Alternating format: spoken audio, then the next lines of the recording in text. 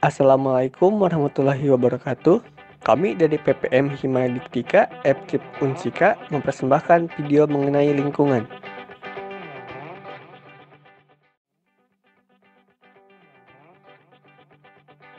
Lingkungan adalah tempat di mana kita hidup. Kita bersekolah, bekerja, sampai bersosialisasi dengan orang sekitar.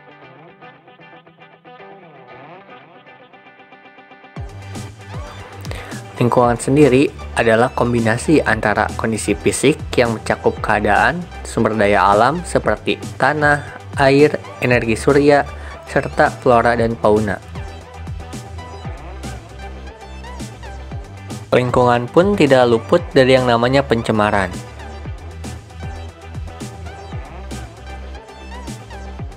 Saat ini banyak sekali pencemaran yang terjadi di berbagai tempat, sehingga masalah pencemaran lingkungan ini menjadi salah satu hal yang paling krusial. Saat ini, pencemaran yang mulai sulit dikendalikan yaitu pencemaran lingkungan yang disebabkan oleh sampah. Untuk sampah itu sendiri merupakan material yang dibuang sebagai sisa dari hasil produksi. Sisa material tersebut dapat berupa zat cair, padat, maupun gas yang nantinya akan dibuang ke alam. Tidak sedikit sisa material tersebut dapat membuat terjadinya pencemaran lingkungan.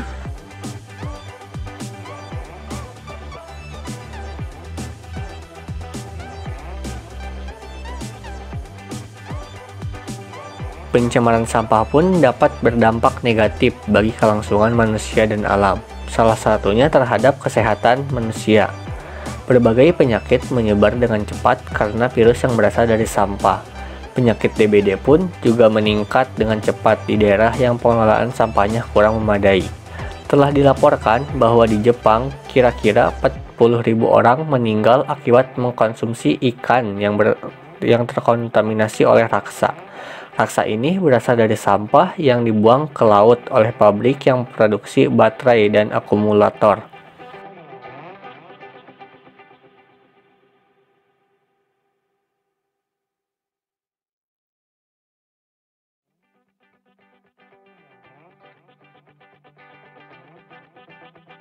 Yang kedua, berdampak terhadap lingkungan.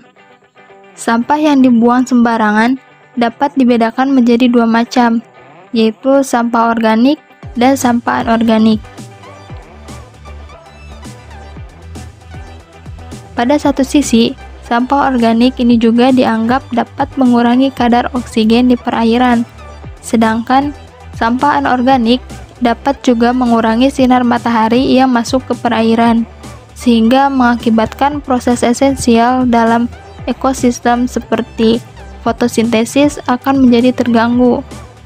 Sampah organik dan anorganik membuat air menjadi keruh, sehingga mengurangi organisme yang hidup dalam kondisi seperti itu, dan mengakibatkan populasi hewan-hewan kecil akan terganggu.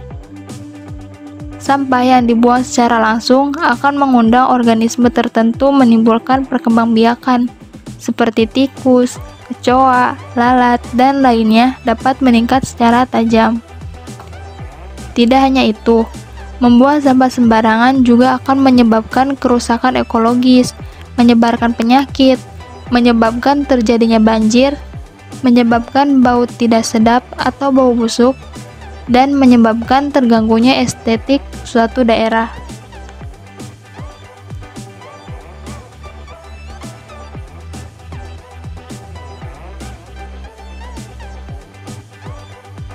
Kehidupan sosial dan ekonomi pun dapat tercemar oleh adanya sampah.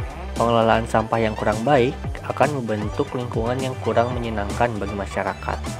Bau yang tidak sedap dan pemandangan yang buruk karena sampah bertebaran di mana-mana akan memberikan dampak yang negatif terhadap lingkungan maupun pariwisata.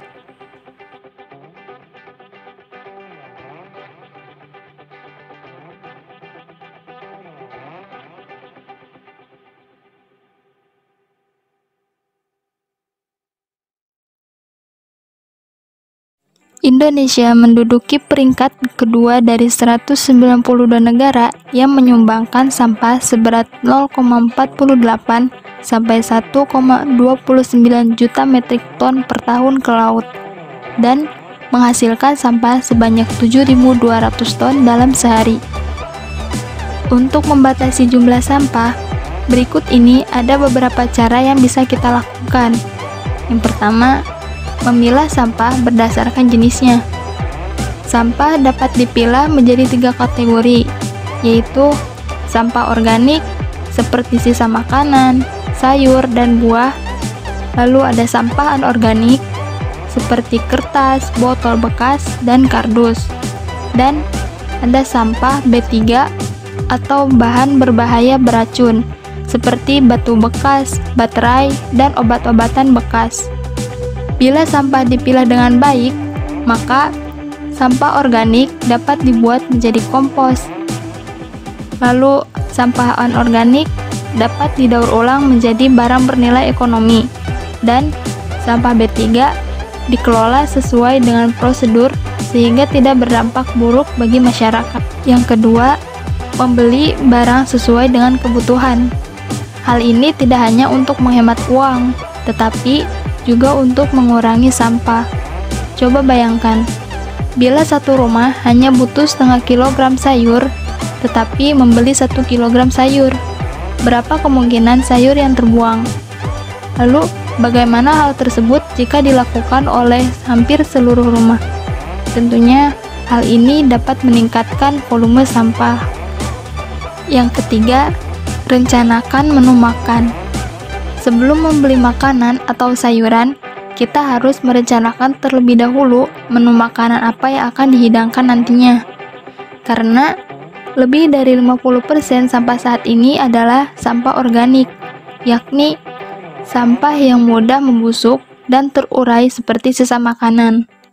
Untuk mengurangi sampah sisa makanan, cobalah untuk mengatur menu makan Anda agar tidak terbuang sia-sia. Dengan begitu, Anda turut mengurangi sampah. Yang keempat, selalu membawa tas belanja pada saat berbelanja. Tahu kan Anda bahwa kantong plastik membutuhkan 10-12 tahun agar terurai. Bila kantong plastik ini terbawa ke laut, ekosistem laut terancam karena hewan laut akan memakan plastik tersebut, atau rusaknya terumbu karang karena plastik. Oleh karena itu, kita harus membawa tas pada saat berbelanja agar bisa mengurangi sampah plastik. Dan yang kelima, membawa botol minum dan tempat makan sendiri. Botol plastik dan styrofoam memakan waktu lama untuk terurai. Botol plastik membutuhkan waktu 20 tahun agar hancur, dan styrofoam memakan waktu 25 kali lipat, yaitu 500 tahun agar dapat hancur. Oleh karena itu, salah satu cara untuk mengurangi sampah botol plastik dan styrofoam adalah dengan membawa botol minum dan tempat makan sendiri.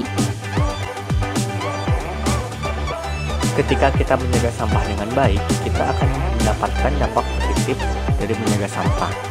Yang pertama yaitu terhindar dari ancaman banjir. Salah satu faktor penyebab banjir adalah sampah yang tersumbat pada saluran air.